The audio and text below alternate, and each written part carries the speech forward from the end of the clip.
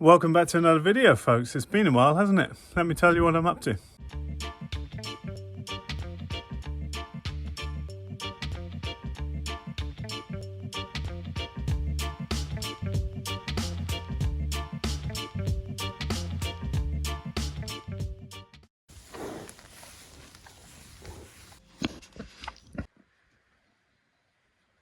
Hey, turkeys.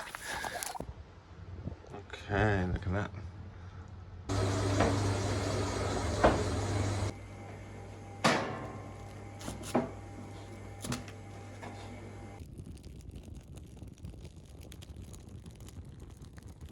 So those of you that follow along with the farm will know it's been a lot of changes in my life, and I've been learning to take it a little bit easier, although I'm in the middle of writing a very big cookbook, which is turning out to be a mammoth project. It's involving 4 other people coordinating all of that and putting together a comprehensive 3rd book in the trilogy coming from Ridgedale Farm.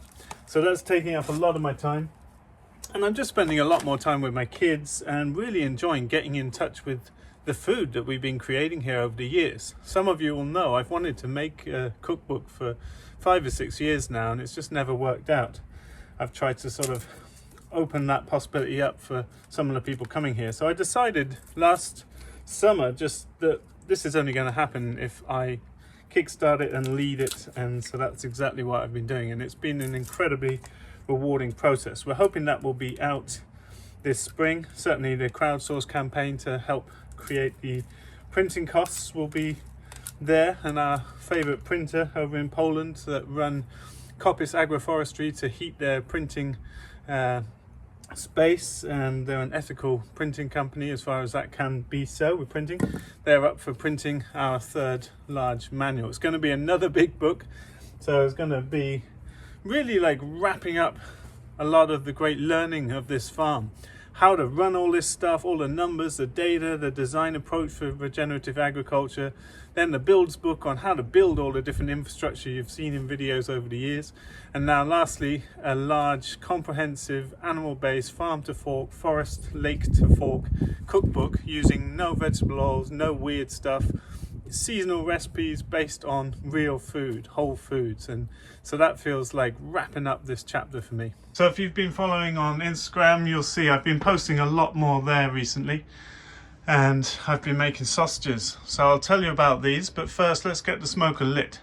So I'm just using birch bark, which is full of flammable oils, makes a fantastic fire lighter. And some of you will be familiar with the smoker from running pastured chickens over the years. This smoker is built for 50 pastured broilers. That's a very nice product, the smoked chicken. It's like a ham almost. And I'm doing things a little differently with the sausages and bacon. I'll run you through some of the details and steps.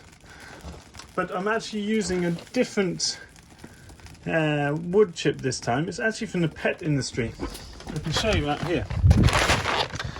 So this is actually just alder, 2 to 4 millimeters. But I checked this out because when you buy chips for smoking, it's important they're dry to the right amount so that they will smolder for a long time. And I read through on the pet, this is used for like bedding for reptiles. It's exactly the same humidity, and it's just a lot cheaper. It's bigger chips than I'm used to, so I did a test run just to see how the smoker's working and check whether the sauna heater is still working, and it works perfectly. So I thought, great, that's what I'm going to use. So those of you familiar with the farm and the builds book, you'll know this is our very low cost poultry processing unit, and then right outside is this very cheap smoker we built for a couple of €100. Our neighbour gave us an old sauna heater that's running off electricity on the back with a thermostat. We've got a temperature gauge here that's hanging at the height of the chickens when they hang. Now I've also got a digital thermometer, and this is really useful if you're cooking a lot of meat. This is just one brand, I'm not promoting them necessarily, it's just the one I've got. But this is inserted into the meat, and then it runs on my phone, and I can set up whatever I'm cooking and it will alert me and give me an estimated cooking time as well. So it's very handy when you're cooking meat a lot and you really want to cook things in particular ways. And in this case, where I don't want to be opening the smoker once it's heated up, this is really handy to be able to monitor the temperature. So these are Polish style sausages. The ones to the left here are basically pure pork with salt, black pepper, garlic, marjoram, sugar, tiny little bit of sugar, and a bit of cure number 1. And then the ones in the middle here, they're pork with a little bit of beef, and then cure number 1, that's got nitrates, and salt, and pepper, garlic, and juniper berries. And then I've got 4 pieces of bacon. I've got about 20 in the freezer, so I'm doing just a bit of it and do it in batches. And I've actually timed this quite nicely because the snow is all melting now. It's about 5 degrees outside, and that's perfect for smoking because I need to get the temperature up in here. Sausages I'm going to cook to about 68 or so, and the bacon I want to get to 62. So I'm going to put that thermometer into the sausages because they're going to cook quicker because they're thinner. But what we do is just light this fire, get the door sitting ajar like so, so there's oxygen to that fire, and that will bring the temperature up to around 45-50 degrees. And then we'll turn the fire off by closing the door, and then I go around the back and I plug in the power. So it just minimizes the use of electricity. It's quite a low power unit considering it can do 50 chickens. And that's pretty sweet. So I'm going to have to just monitor this, and that's why this remote thermometer is so handy. I can watch it from the office while I'm doing other things, working on the book project. And I don't go to bed until this is done. I'm expecting it to be done tonight sometime, but basically when it's cooked. So that's very dependent on the external temperature. So I kind of timed that while I was putting the bacon down. So the bacon is in 2.5% salt, 1.5% sugar. I've used brown sugar, and then a bunch of black pepper. I've put recipes in other videos, and I'm going to be putting like 10 or 15 of my favorite sausage recipes into the cookbook, both raw sausages as well as cooked sausages. And it takes about 6-7 days for the bacon to cure. The sausages just take 2 or 3 days to cure. And so I've timed that with a gap in the weather because we've had quite a mild winter, and I wanted to put the smoker on when it's not totally freezing outside. Now I'm afraid I haven't got so much footage from making these other sausages. These are uncooked, so they're just uncured and raw, ready for cooking. So I've frozen most of them down now. This is a traditional British pork breakfast sausage with lots of, mostly pork with a bit of pork belly ground in, black pepper, sage, nutmeg, ginger, thyme, cayenne pepper.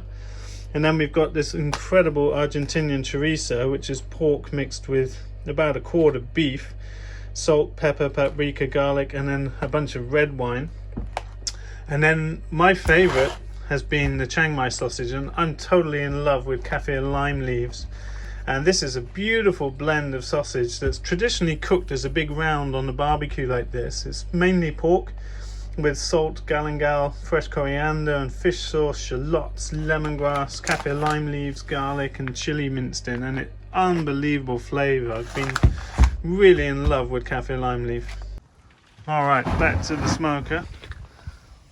So it's important you hang things at a sort of equal height. Now obviously there's a 35-40 centimetre difference there, but that's okay. We're just going to measure the temperature near the base of these to ensure they're fully cooked, and that's going to work out just fine. But this is the way we do. We have a rack on the ceiling, and then we're just hanging chickens essentially normally always at the same height by using a same length string through the breast meat. But you can see with bacon hooks, obviously with larger pieces, they're going to hang like this. But there's going to be some temperature differential based on the height, but it's going to get pretty toasty in here. It's pretty small. You see we've got fat trays here, and that's just to collect fat from dripping onto the smouldering embers so that they don't create acrid smoke. And with a smoker, you want to get it smoked in, as it were. You run it quite a few times before you use it, because it's the impregnation of the smoke into the wood that really holds a lot of flavour. And likewise, it's good to cool down the finished product in smoke. So when we do chickens, you can see videos on the channel of how we do that. We let them cool down in the smoke for up to 12 hours after they've finished cooking. So cold temperature, but still plenty of smoke coming. And we achieve that just by opening the door again, 10-15 centimeters. So that's going good. I'm going to be back and forth checking this out now, and then we'll shut it up to cook. I'm going to put this thermometer into the sausage, and I'm putting it vertically upwards so it doesn't fall out in the process. And that's going to allow me to track progress from up in the office as I keep working on incredible recipes for you. While that's all going on, we're dehydrating fruit leather. Ragnar's been in the wars. He's had chicken pox, which is a good thing when you're a kid. But he's also got a little bit too close to a frying pan at precisely the wrong moment at his mum. So he's looking worse for wear, but he's fine. But check out what we've been making. We get so many berries on this farm in our agroforestry plantings. So one way we're using them, this is black currant. Then we've got, what was this? Red currants. We've got, this is using bananas and things. And we've got blueberries. And we've got, that's apples and pears. And banana. So we're dehydrating those at about 50 degrees, 57 degrees for 4 to 6 hours. And then that's a nice, natural, sugar-free sweets for kids. One thing for sure, making a cookbook in a household kitchen. Challenging. I've just taken the surface off this table and retreated it with an Osmo top oil. It's an oil and wax blend that's really nice, but you can see this is the sort of thing that happens when you're trying to cook 5 dinners in a daytime. So things are getting some wear and tear. So I'm going to complete the job by sanding down this board as well, which is going to be good.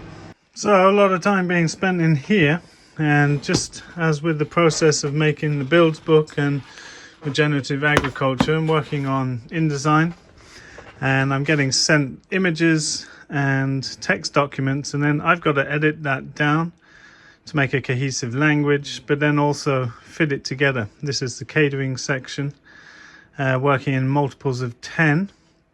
So how to cater for groups if you want to host things at your farm, etc. That was a really important section for me, like how to learn the science of catering for larger groups. But the book's progressing well. It's going to be 700 pages, just like the other 2 manuals, and it goes through the different animals. And I really wanted to bring the sort of farm to fork feel, like, hey, here's this creature in the field, this is what it looks like as a product, and then we've got nose to tail recipes, how to actually do things with each of these creatures, going through to lamb and mutton, grass-fed beef, and then we go through all the bits, using the organs, using unusual cuts in a sort of anatomically appropriate section. Some beautiful raw meat dishes, forest raised pork, and then we get through to tallows, and we're doing a section on all of the no-dig vegetables that we grow at the farm, how to like really accentuate each of the vegetables. Fish and stuff that we harvest from the oceans, lobsters, etc. A lot of wild foods, completely wild-based meals that Ben's working on. Some beautiful imagery. Look at this. This is a raw mackerel dish. Everything harvested from the sea. Just amazing. No vegetable oils, no weird foreign ingredients, replacements for any ingredients that you don't find in our sort of cool, cold, temperate climates. So it's a lot of work, and it's hunted dishes. There's a whole section on preserving and wild foods, different methods of preservation, from sugars to salts to smoking to fermenting, drying, etc. Different recipes for all kinds of things that you're likely to have on a small holding or farm. Wild preserves and other preserves. And then we get down to the baking section. Smoked fish, etc. And then sourdough baking is the focus of this, different traditional breads from around the world, and how to use all the discard. And then we get to the big section on catering for large groups and the sort of thinking behind all that.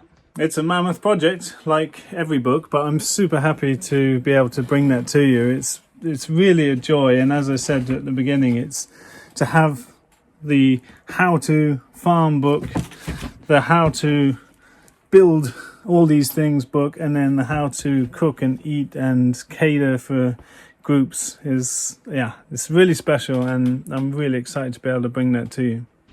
Okay, just switching over to the GoPro to show you what it's like on the phone here. So I've come down a couple of hours later, and you can see I've got different measurements here. If I look on the wall of the slaughtery, it's about 62, 63 degrees on the height the thermometer is there. But you can see it's reading 72 as an ambient temperature. And I've got my target set for the sausages at 62, and you can see I've got internal temperature of 50 right now. And that's great because I could have a lead sticking out with an analog thermometer, or a digital analog thermometer as it were, but with this app it can't reach all the way up to the house, but as soon as I come out the door it connects back in.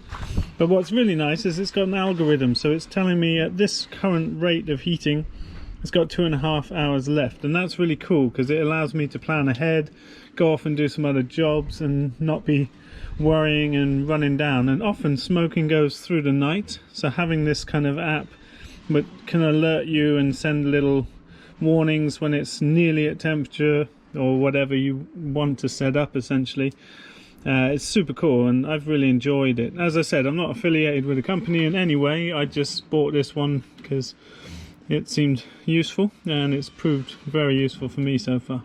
I'm going to start taking out the sausages now and stick the thermometer probe into the bacon. Now, how to get into here to get the sausages out? Well, turns out I've got some Swedish military grade gas masks with filters, so I'm going to use that so I can actually get in here. Ragnar's being the cameraman. Can we see? Wow, look at this. Let me just hold the camera up for people to see. Beautiful. Alright, so we reached temperature here.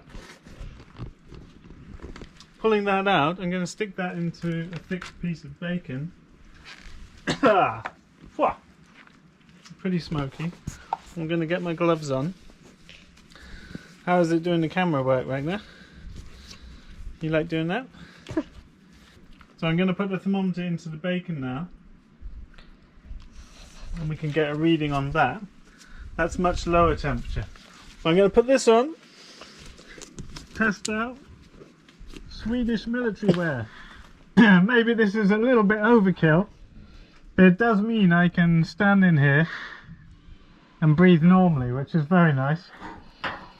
So the result looks pretty sweet.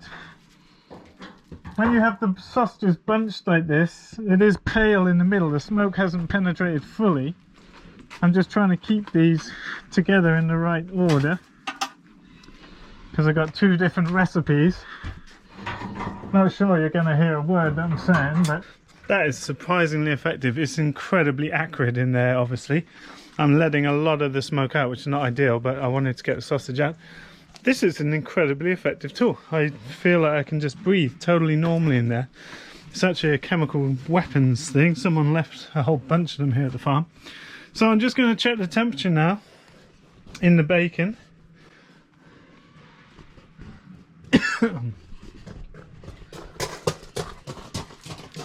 So you can see bacon is at 49 degrees. Got to get it up to 68, so it's going to take a while. I'm going to shut that door now.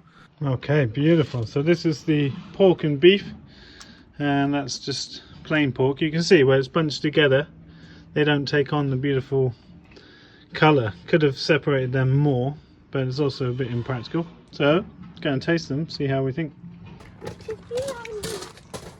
Okay, dark has befallen us. Smoking is done. So you can see it's only actually burnt half the chips. But if we can see through the smoke here, this is looking really beautiful and quite hot. Look at that. I'll retrieve my temperature probe. Wow, that's looking great. Now I could let it cool down in smoke. But I think I'm going to take it and chill it quite fast now and slice it early in the morning and pack it like that. I'd say that's a wrap. Actually, it's not fair to call it a wrap without showing you the goods. I'm just going to cut this so you can see, but I'm actually going to let this cool and cut it when the meat is cold, because it's going to be much easier to slice. This is actually done with the skin on. It's much easier to remove the skin when it's cold. Look at that. Forest raised pork for the win.